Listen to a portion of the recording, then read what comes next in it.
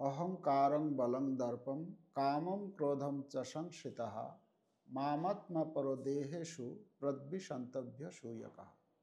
অনুবাদ: অহংকার, বল, দর্প, কাম ও ক্রোধকে আশ্রয় করে অসুরেরা স্বীয় দেহে এবং অন্যের দেহে অবস্থিত পরমেশ্বর স্বরূপে আমাকে দ্বেষ করে এবং সাধুদের গুণেতে দোষারোপ করে। অনুবাদ তাৎপর্য শ্রীল প্রভুপাদকৃত। আসরিক ভাবাপন্ন মানুষেরা সর্বদাই ভগবানের মহত্বের বিরোধিতা করে শাস্ত্রে বিশ্বাস করতে চায় না। তারা শাস্ত্র ও পরমেশ্বর ভগবান উভয়েরই প্রতি ঈর্ষাপরায়ণ।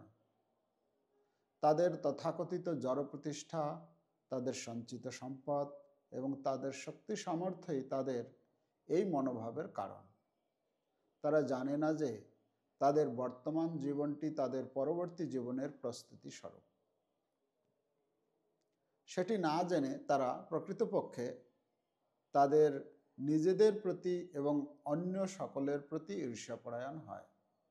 তারা অপরের শরীরের প্রতি হিংস্র আচরণ করে এবং তাদের নিজেদের প্রতিও হিংস্র আচরণ করে। তারা পরম নিয়ন্তা পরমেশ্বর ভগবানের পরোয়া করে না, কারণ তাদের কোনো জ্ঞানই নেই। শাস্ত্র বা পরমেশ্বর ভগবানের প্রতি ঈর্ষাপরায়ণ হয়ে তারা ভগবানের অস্তিত্ব অস্বীকার করবার জন্য নানা রকম কপট প্রমাণের অবতারণা করে এবং শাস্ত্রের প্রামাণিকতা খণ্ডন করার চেষ্টা করে।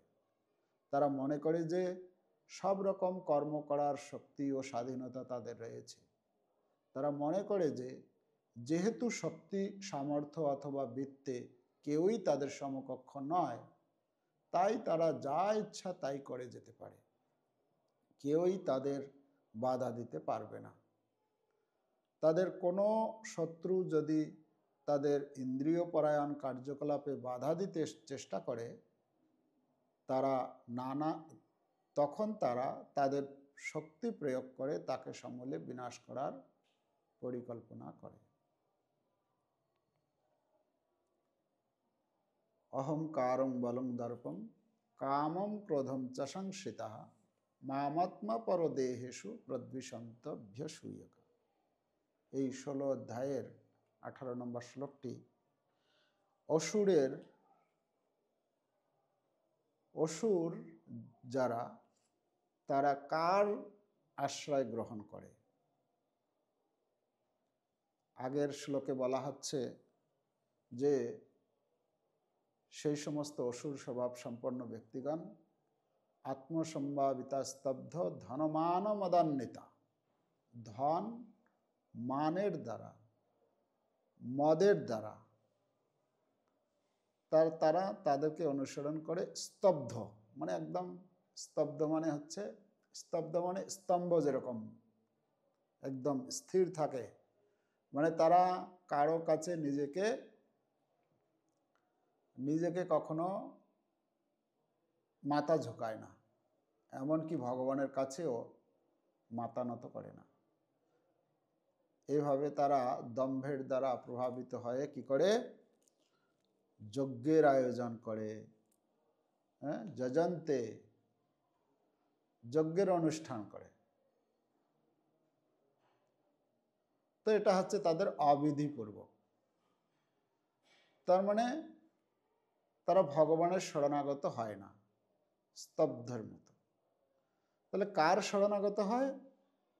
কার শরণাগত হয়? তারা এই 18 নম্বর শ্লোকে 5টি শব্দের কথা উল্লেখ করা হয়েছে।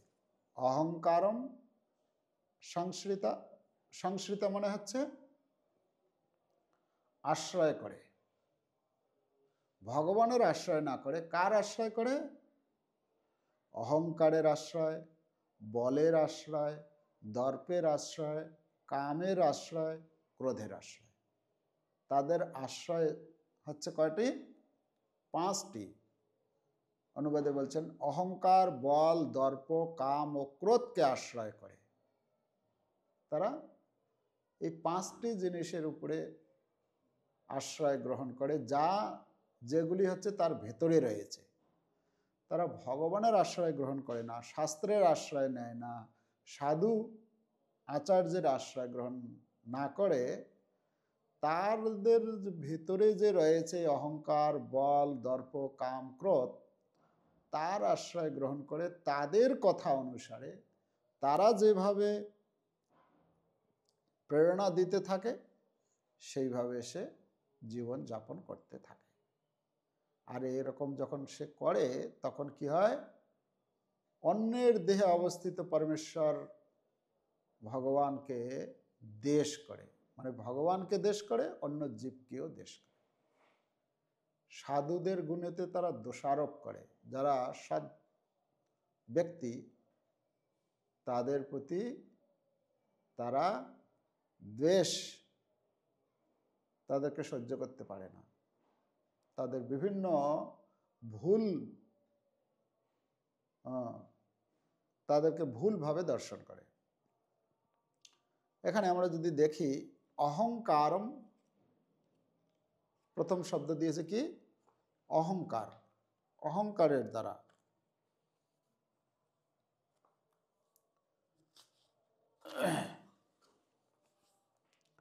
অহংকারের দ্বারা, অহংকারের আশ্রয় গ্রহণ করে তারা। অহংকারটা আমাদের শত্রু না মিত্র? অহংকার, আমাদের ভেতরে যে অহংকার আছে সেটা আমাদের শত্রু না মিত্র? শত্রু। তো যদি আমরা শত্রুর আশ্রয় গ্রহণ করি তাহলে কি হতে পারে?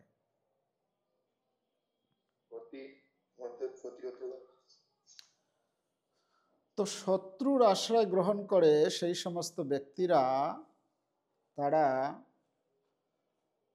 শ্রীমদ্ ভগবদ গীতাতেই 18 অধ্যায়ে, আপনাদের কাছে গীতা আছে, আপনারা বের করুন, 18 অধ্যায়ের 61 এবং 62 নম্বর শ্লোক। আচ্ছা, আগে 59 নম্বর শ্লোকটা দেখুন। 59 নম্বর শ্লোকে আছে, যারা এই অহংকারের আশ্রয় গ্রহণ করে তাদের সম্বন্ধে বলা হচ্ছে, যদহংকারম আশ্রিত্য নযোৎস ইতি মন্যসে মিথ্যৈষ ব্যবসায়স্তে প্রকৃতিস্তাং নিজংসতি। যদি অহংকারকে আশ্রয় করে যুদ্ধ করব না এরূপ মনে করো, তাহলে তোমার সংকল্প মিথ্যাই হবে।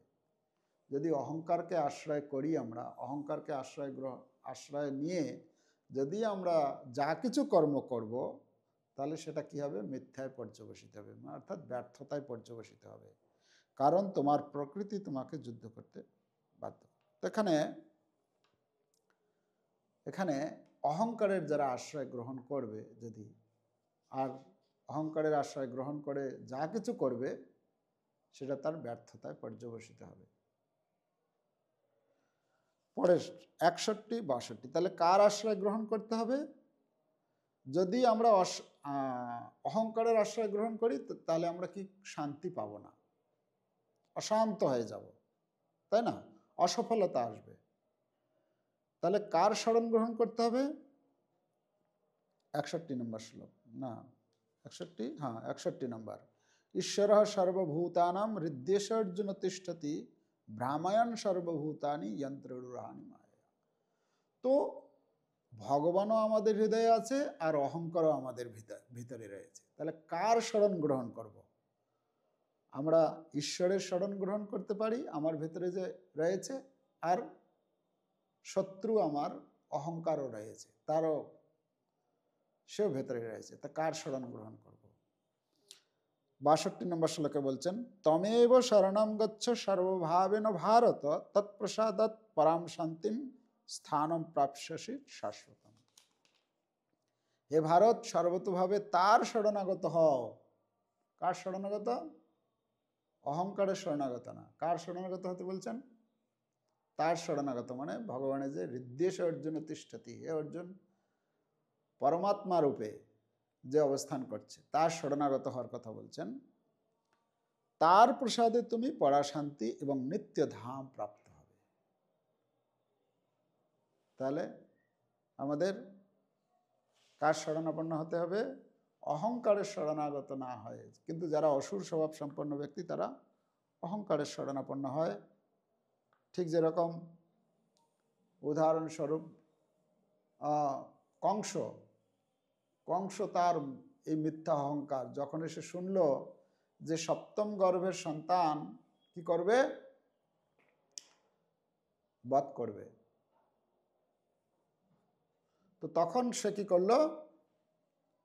সেই অষ্টম গর্ভের সন্তানকে বধ করার জন্য যা কিছু করার পরিকল্পনা করতে শুরু করলো সে। তাহলে কথা হচ্ছে যে যদি আমরা অহংকারের আশ্রয় গ্রহণ করে সেইভাবে কার্যকলাপ করতে থাকি, পরিণামে আমরা সফল তো হতে পারবই না, উপরন্তু আমাদের বিনাশ হবে। কংস কি হলো? কংসের কি পরিণাম কি হলো? সে অহংকারের দ্বারা সে যদি কৃষ্ণের শরণাগত হতো, আচ্ছা কেউ যদি জানতে পারে যে তোমার মৃত্যু হবে, সে যদি প্রস্তুতি নিত, তাহলে তো তার উদ্ধার হয়ে যেত না? যেরকম পরীক্ষিত মহারাজ যখন জানতে পারলেন 7 দিনের মধ্যে তার মৃত্যুবরণ হবে, তো প্রস্তুতি নিলে একদম ভগবত ধাম চলে গেল। খট্টাঙ্গ মহারাজ যখন জানতে পারলেন তার 1 মুহূর্ত আর আয়ু আছে, সাথে সাথে তিনি কি করলেন? তার নিজেকে একদম সম্পূর্ণরূপে ভগবানের শরণাগত, ভগবত চিন্তায়, ভগবত ধ্যানে মগ্ন হলেন, আর শরীর ত্যাগ করার সাথে সাথে সে ভগবানের ধামে চলে গেল। তাহলে কথা হচ্ছে, যদি আমরা ভগবানের শরণাগত হই, ভগবানের শরণাগত হচ্ছে কে?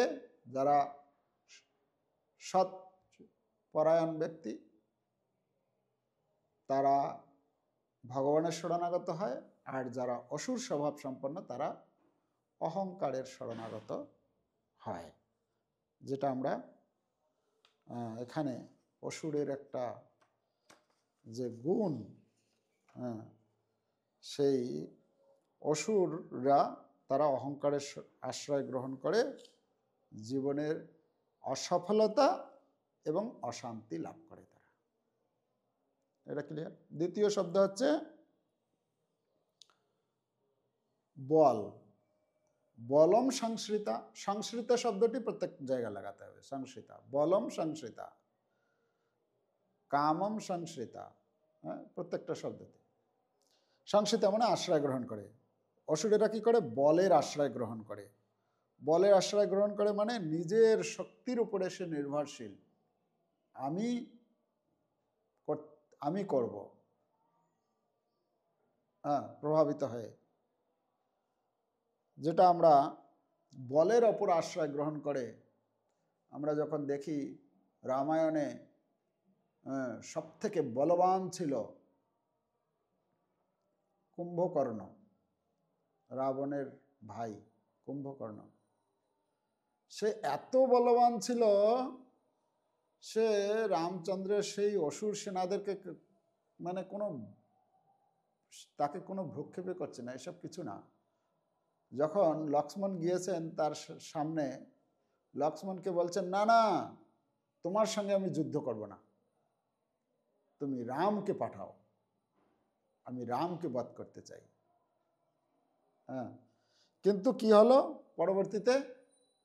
রামচন্দ্র ভগবান তার এই বাণ দ্বারা তার যে বিশাল পর্বত সদৃশ যে শরীর ছিল, সেটা তার মস্তককে এমনভাবে বাণের দ্বারা কেটে ফেলল, বলা হচ্ছে সেই মস্তক যখন নিয়ে গিয়ে, সেই বাণের দ্বারা নিয়ে গিয়ে যখন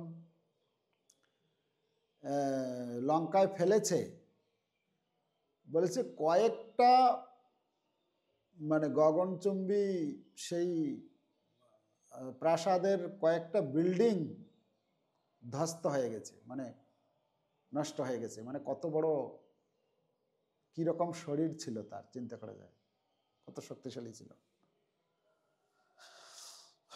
তো বলের আশ্রয় গ্রহণ করা হচ্ছে অসুরের কাজ। তৃতীয় শব্দ হচ্ছে দর্পম সংশ্রিতা। দর্প মানে কি? দর্প শব্দের অর্থ হচ্ছে যে মানে আমার কেউ ক্ষতি করতে পারবে না, আমাকে কেউ পরাজিত করতে পারবে না, আমি এরকম ব্যক্তি। এই দর্প আর কি বলে, দর্প দর্প দর্প এরকম যে ব্যক্তি মনে করে যে আমাকে কেউ কোনোদিন পরাজিত করতে পারবে না, এই ভাব পোষণ করে। আর যে আমার সামনে আসবে, যে শত্রু আসবে, তাকে আমি আমার পথ থেকে তাকে সরিয়ে দেব, তাকে মেরে ফেলবো, তাকে যা কিছু করব। দর্প। সেই দর্পের একজন ব্যক্তি হচ্ছেন, আমরা শ্রীমদ্ ভাগবতমে পাই, বানাসুর। বানাসুর তার এরকম দর্প ছিল, ভগবান শ্রীকৃষ্ণের সঙ্গে যুদ্ধ শুরু করে দিল। বানাসুর ছিল শিবের ভক্ত, শিব তার হয়ে যুদ্ধ করত। এতটাই মানে শিবকে সে সন্তুষ্ট করেছিল। তো পরবর্তীতে ভগবান শ্রীকৃষ্ণ, এই বানাসুরের বলা হচ্ছে 1000 হাত ছিল তার, 1000। ভগবান শিব যখন নৃত্য করতেন তখন সে 1000 হাতে সেই বাদ্যযন্ত্র বাজাতো, আর শিব তার প্রতি প্রসন্ন হতেন, এত সুন্দর। তো ভগবান শ্রীকৃষ্ণ কি করলো, তার 996টা হাত কেটে ফেলল, আর 4টে যখন হাত থাকলো তখন ছেড়ে দিল। শিবজি তাকে, ভগবানকে প্রার্থনা করলেন, তখন বললো ঠিক আছে, এর যেহেতু দর্প ছিল, সেই দর্পটাকে নাশ করার জন্য আমি তার 996টা হাত কেটে দিয়েছি, 4টে হাত আছে, ঠিক আছে, এই পর্যন্ত সে থাক। তো এভাবে ভগবান শ্রীকৃষ্ণ এই দর্পকে নষ্ট করে দেন অসুরের। তারা শ্রীকৃষ্ণের শরণাগত না হয়ে দর্পের শরণাগত হয়, আশ্রয় গ্রহণ করে। পরবর্তী শব্দ হচ্ছে কামম সংশ্রিতা। কামম সংশ্রিতা মানে কামের আশ্রয় গ্রহণ করে তারা। শ্রীমদ্ ভগবদ গীতার 3য় অধ্যায়ের 37 নম্বর শ্লোক আর 38 নম্বর শ্লোক, সেখানে বলা হচ্ছে যে কামের কথা, কাম এসো ক্রোধ এসো রজগুণ সমদ্ভব মহাসন মহাপাপনা বিদ্ধিনম ইহ বৈরিণম। এই কামের পরিচয় দিয়েছেন। এই কাম কি রকম? কাম হচ্ছে রজগুণ থেকে সমুদ্ভূত, কামই মানুষকে এই পাপে প্রবৃত্ত করে। যদি কেউ এই কামের আশ্রয় গ্রহণ করে তাহলে কি হবে? সে পাপ কর্ম করতে বাধ্য হবে, সে পাপ কর্ম করবেই। এই কামেই ক্রোধে, আর কাম যখন আসবে, কামের ছোট ভাই হচ্ছে ক্রোধ। কাম যেখানে যাবে সেখানে ক্রোধও আসবে, যেখানে কাম থাকবে সেখানে ক্রোধ থাকবেই। হ্যাঁ, আর কাম হচ্ছে কি? সর্বগ্রাসী ও পাপাত্মক, কামকেই জীবের প্রধান শত্রু বলে জানবে।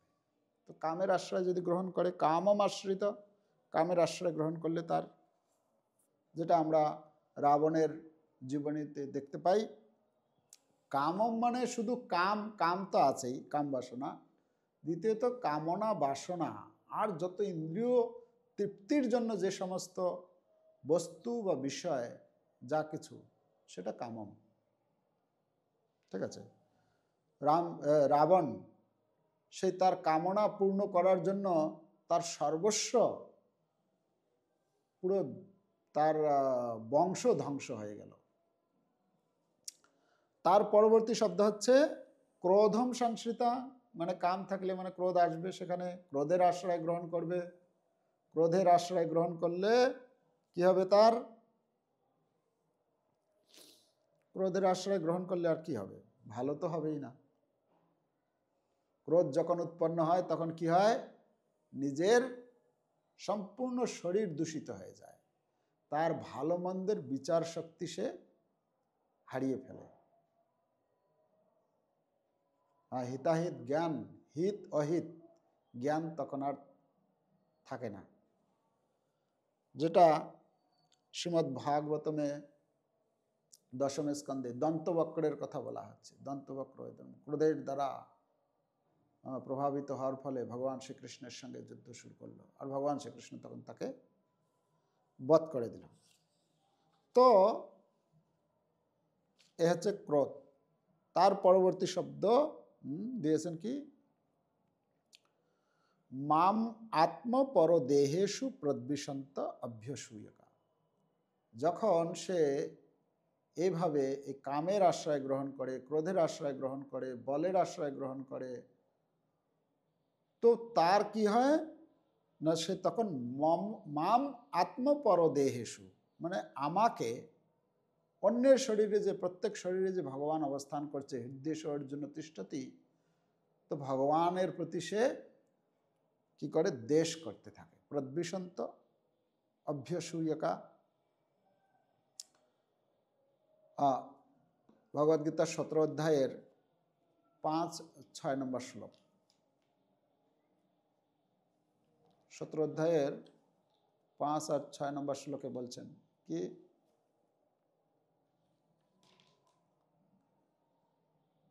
যারা এরকম ব্যক্তি তার সম্বন্ধে বলছেন, অশাস্ত্রম বিহিতম ঘোরম তপ্যন্তে যে তপোজনা দম্ভা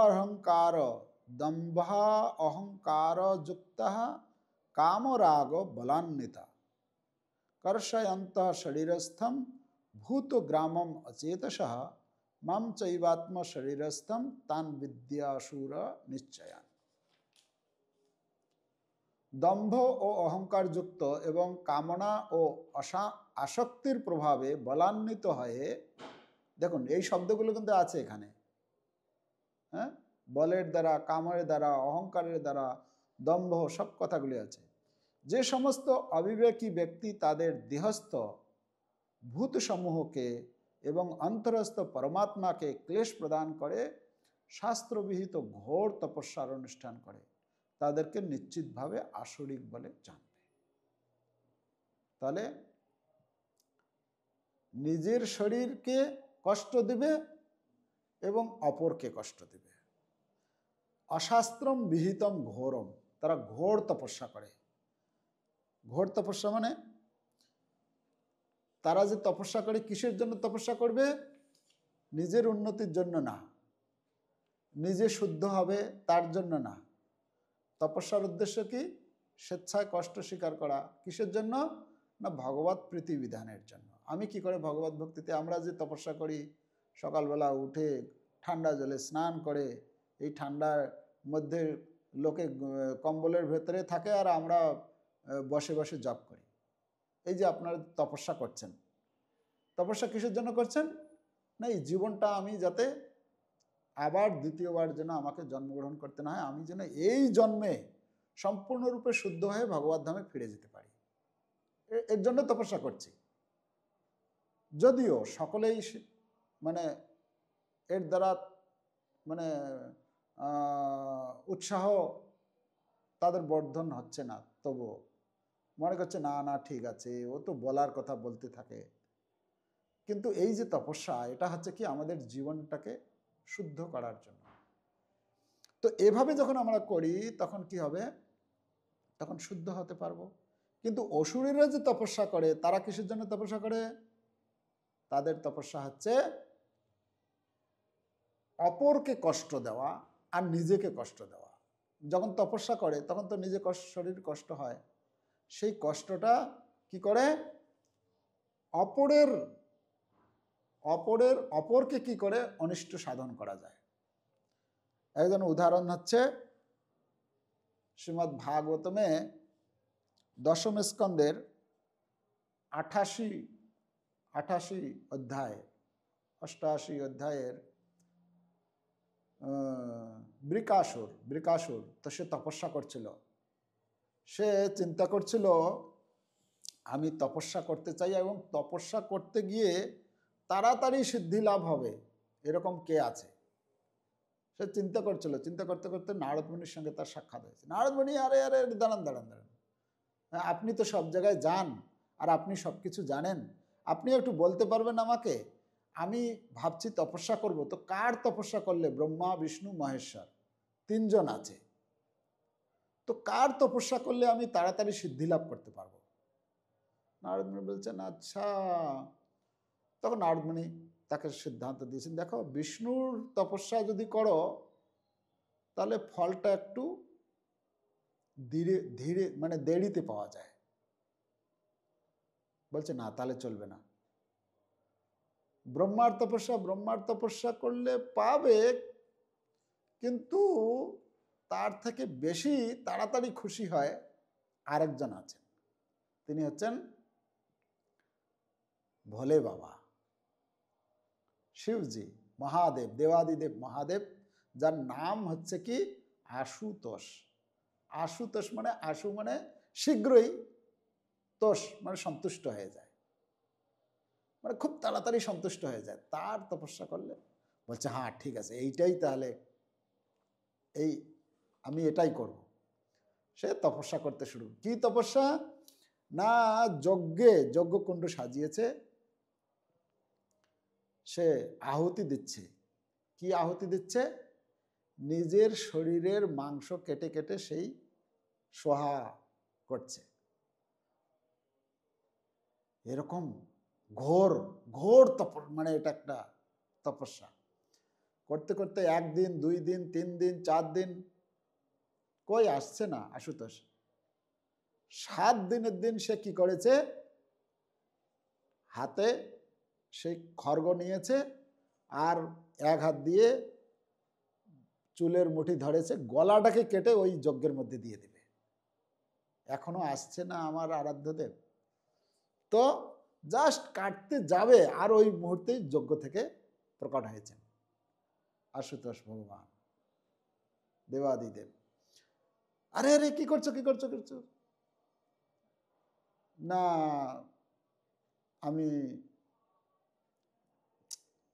আপনি সন্তুষ্ট হচ্ছেন না, প্রকট হচ্ছেন না, তাই আমি ভাবছি এই গলাটাই কেটে দিয়ে দেবো শেষে। বলে না না না, তোমার তপস্যা আমি এত সন্তুষ্ট, তোমাকে গলা দিতে হবে না আর মস্তক দিতে হবে না, আমি খুশি, তুমি বলো যা চাও। তো কি চাই আমার? সে কি চাইলো, কি চেয়ে বসলো?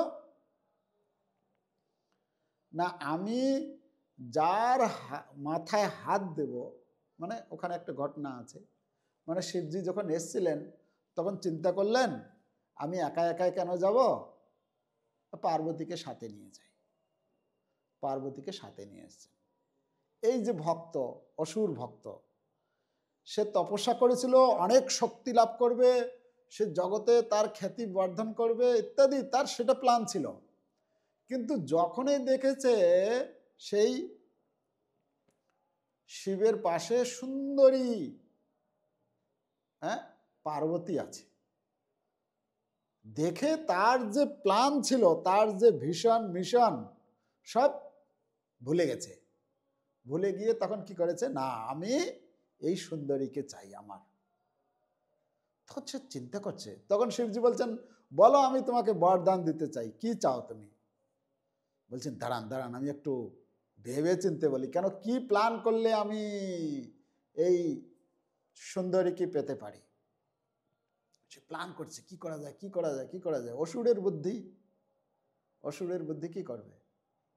সে বলল হ্যাঁ আমি একটা প্ল্যান খুঁজে পেয়েছি। আচ্ছা হে প্রভু, আপনি যদি সত্যি সত্যি আমার প্রতি সন্তুষ্ট হয়ে থাকেন, আপনি এক কাজ করুন, আপনি কি করুন, আমাকে এই বর প্রদান করুন, আমি যার মস্তকে হস্ত স্থাপন করব সে যেন ইমিডিয়েট মানে তার মৃত্যু হয়ে যায়, মস্তক ফেটে তার মৃত্যু হয়। দেখুন অসুরের বুদ্ধি, যার আরাধনা করেছে যে ইষ্টদেব, তাকে কি করে মেরে ফেলবে তার জন্য প্ল্যান করছে। এ হচ্ছে অসুর বুদ্ধি। হ্যাঁ, তো তখন শিবজি তো ভোলেনাথ, ভোলা বাবা ঠিক তথাস্তু দিয়ে দিয়েছেন বরদান। আর বরদান যখনই দিয়েছেন তখনই কি হয়েছে, এদিকে বলছেন আপনি যে আমাকে বরদান দিলেন সেটা সত্যি হবে, সত্যি কি মিথ্যা আমি কি করে বুঝবো, আমি পরীক্ষা করে দেখতে চাই। পরীক্ষা কি না, শিবের মাথায় হাত দিয়ে। তার তো প্ল্যানই ছিল যে যতক্ষণ পর্যন্ত শিবজি থাকবে ততক্ষণ পর্যন্ত পার্বতীকে আমি পেতে পারবো না, শিবজি মারা গেলে তবে আমি পার্বতীকে পেতে পারবো। তো শিবজিকে মারার প্ল্যান। হ্যাঁ, তখন শিবজি কি করছেন, ওখান থেকে ছুটতে শুরু করেছেন। ছুটতে ছুটতে ছুটতে ছুটতে তখন কি হয়েছে, শিবজি ভগবানের কাছে প্রার্থনা করছেন আর ছুটছেন, হে ভগবান এই কমসে কম এই মুহূর্তে আজকের দিনের জন্য আপনি আমাকে বাঁচান। এই যা পরিস্থিতি, ছুটছেন ছুটছেন। ভগবান চিন্তা করছেন আরে আমার ভক্ত এরকম বিপদে পড়ে গেছে, ঠিক আছে। ভগবান তখন একটা ছোট্ট বালকের রূপ, ব্রাহ্মণ বালকের রূপ গ্রহণ করে সামনে থেকে আসছেন। আরে আরে রে রে শকুনে, শকুনে মানে তার বাবার নাম হচ্ছে শকুনি, মানে বৃকাসুরের বাবার নাম। আরে শকুনে কি ব্যাপার, তুমি তোমাকে এত ব্যস্ত দেখা যাচ্ছে। তখন সে আর মানে দাঁড়ানোর সময় নেই, সে বলছে না না না না আমার সময় নেই এখন। না কি হয়েছে, না এরকম মানে সে বলতে বলতে যাচ্ছে যে যদি আড়াল হয়ে যায়, যদি খুঁজে না পাই, তো বলতে বলতে যাচ্ছে। আর তখন ভগবান সেই রূপ গ্রহণ করে সামনে এসেছেন, তার রূপ দেখে আকৃষ্ট হয়ে পড়েছে। আর তার এত সুন্দর মধুর অমৃত বাণী, সেটাও তার ভালো লাগছে। কিন্তু তার তো এখন লক্ষ্য হচ্ছে যে শিবজিকে কি করে মারবে।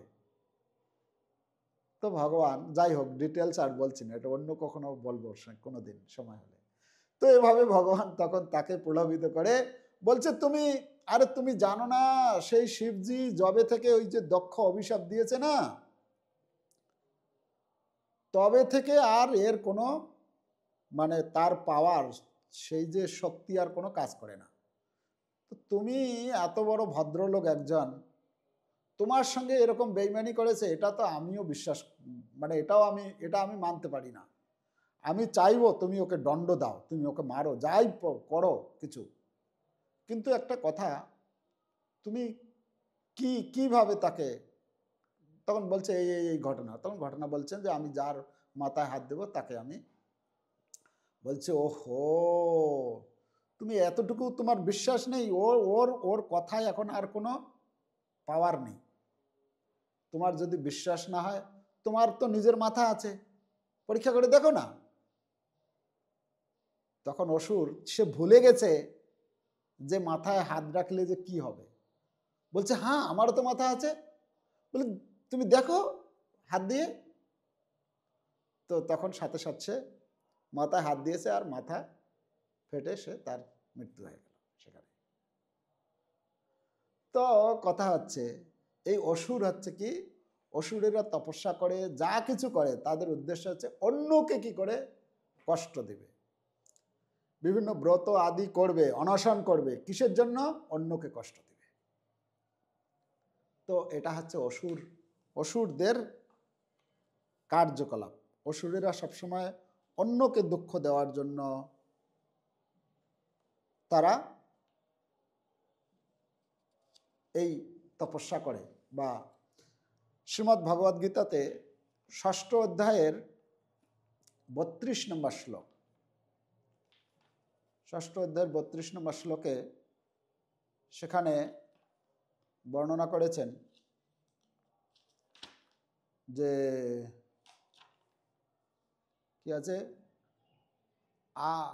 অনুবাদ, যিনি সমস্ত জীবের সুখ ও দুঃখকে নিজের সুখ ও দুঃখের অনুরূপ সমানভাবে দর্শন করেন, আমার মতে তিনি সর্বশ্রেষ্ঠ যোগী।